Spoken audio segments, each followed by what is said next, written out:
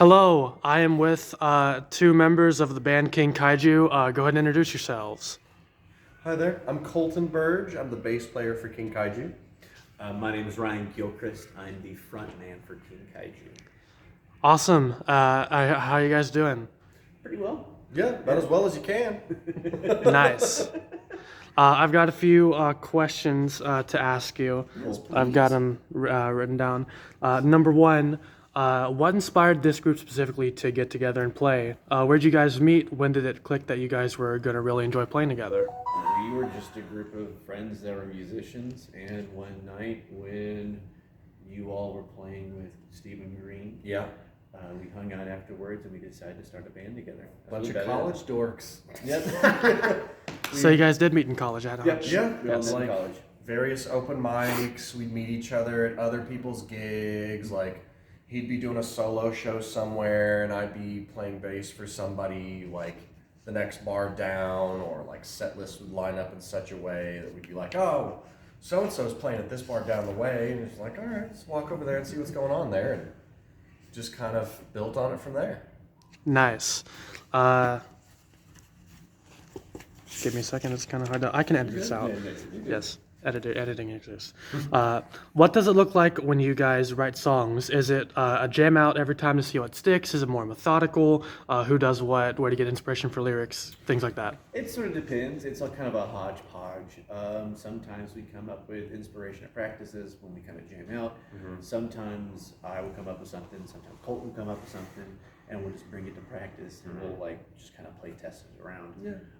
Lyrically, I do most of the lyrics, and it's kind of more of a I have to be inspired to kind of write lyrics instead of Be in the just, right mood. yeah, I can't. It can't be fun for me. It's just more of a in the mood for writing lyrics. So yeah. Yeah, fair enough. Primarily collaborative, but Ryan is probably the biggest driving force for a lot of the writing, because that also just kind of fits in with doing the solo work and then building a band off of that. Nice. Okay, so question 3. You guys kind of got like a bit of like a spacey, like funk rock kind of vibe. Can you tell me some of your like musical inspirations, like what each of you bring in terms of music taste? Yeah, for me, I would say my two biggest inspirations would probably be Prince and Queens of the Stone Age. So that's a very drastic difference, But they're both really apparent, though. yeah, like you could can tell. Yeah, you can tell. Especially with Ozymandias, that was very Queensy. And then I'm trying not to use the term esoteric, but my tastes are a little bit more far afield than most of the guys in the band.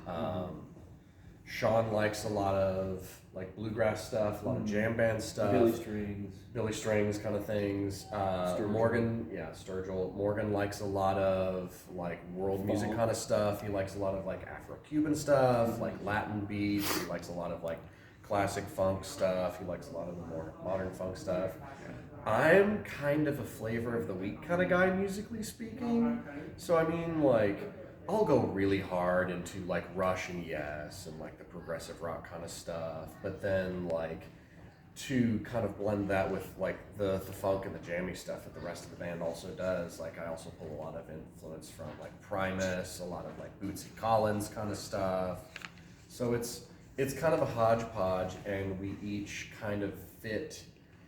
Like we stack in certain ways that our styles kind of complement each other. Yeah. Nice.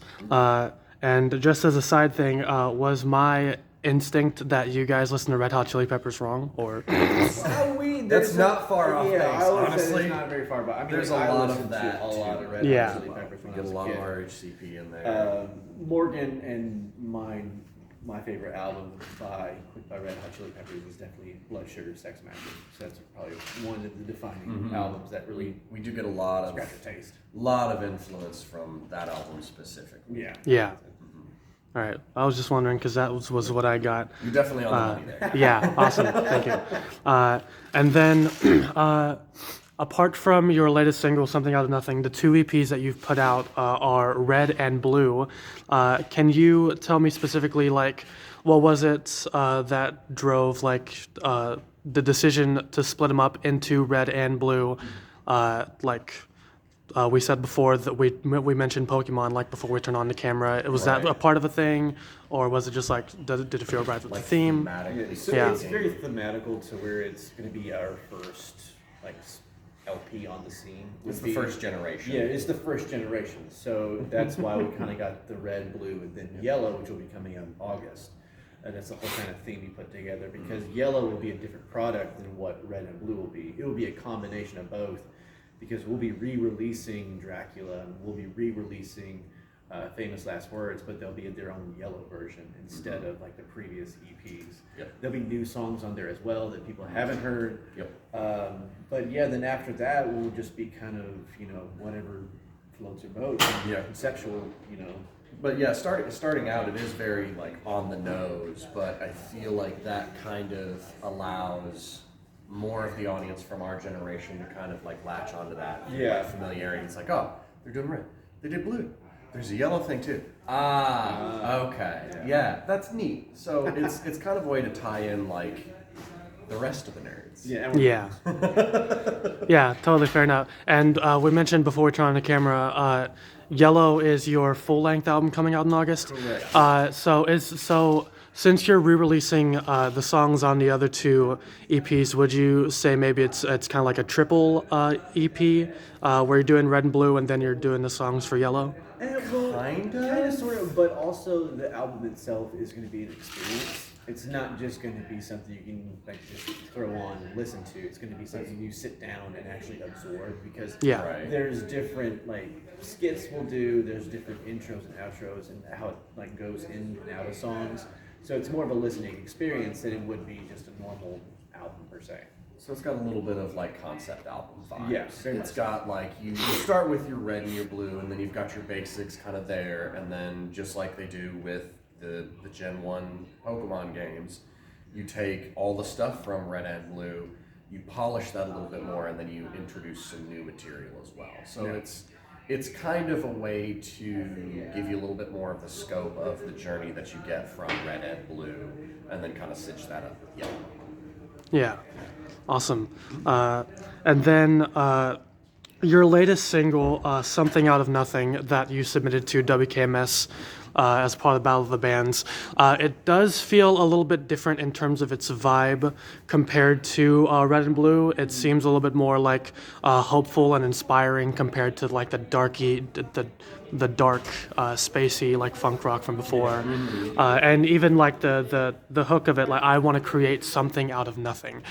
Is this was this purposefully doing something different from what you did before? Did it just come out that way naturally? Is this something you guys want to continue exploring? Did it come A, did it come B, Yeah, I would honestly? say it's kind of a mix of both. For me, It was a spontaneous thing. Yeah, it's very spontaneous because after my friend died, that's how kind of the song came It about. basically wrote itself. Yeah. Like Ryan came to practice one day and was like, hey, I've got this song. He gave us the story. He played it for us, and we sat, we took it in, we're like, okay, this is what I can hear on top of it, and then we built on it, and it evolved into just something completely different than we had before. Kind of keeping with the theme. It's like, it's evolving, it's changing. We're going from like the spacey, dark, kind of dire kind of vibes with some of the songs. We're moving into like more hopeful stuff. That's part of like that evolution, part of that I journey. don't like throwing curveballs. I don't want us to stick into one kind of box. That's not my Right. kind of jam either. Yeah, Yeah. exactly. That's totally fair. And then lastly, let me turn the page again. On March 26th at 7 p.m., and I hope I don't have to edit that to be right, you'll be competing against 3 other bands at Robert E. Johnson Theater at Battle of the Bands. What do you believe about your show is going to set you apart from the others? Are you just going out there with best effort? Bribes and favors. Bribes Got and it. favors. Yes. Honestly, like, if I had to say from like a performance standpoint, the thing that really kind of sets us apart from most other acts is like our use of sonic texture. Inner energy. We do a lot of like textural things with the music. I use a lot of ambient stuff on my bass when I play. Sean does a lot of ambient spacey stuff on his guitar. It's not stuff that you see in too many modern bands, But I guess it really just kind of depends because it's more of like a specific flavor kind of thing. But we do a lot with texture. We do a lot with energy. I can't really say much in terms of what we do medley wise because it doesn't really apply to this competition. But We just have fun. We plan to have fun. Yep. And win or lose, we're gonna have a great yeah, time. we're just there to throw down. Yeah. We're just there for Yeah, fun. awesome. We want to be loud. We want to be raucous. We want to have a good time. Yep. That's totally great. Well, thank you very much for coming out and doing this interview. I am even more excited to go to the Battle of the Bands and help out than I did starting this interview. And I said the same thing to Black Patch Revival, and it was true then and it's still true now. Nice. Yeah, they're solid guys. Yes. So I'll see you then, March 26th. That sounds Heck yeah, good. we'll be there. Yeah, awesome.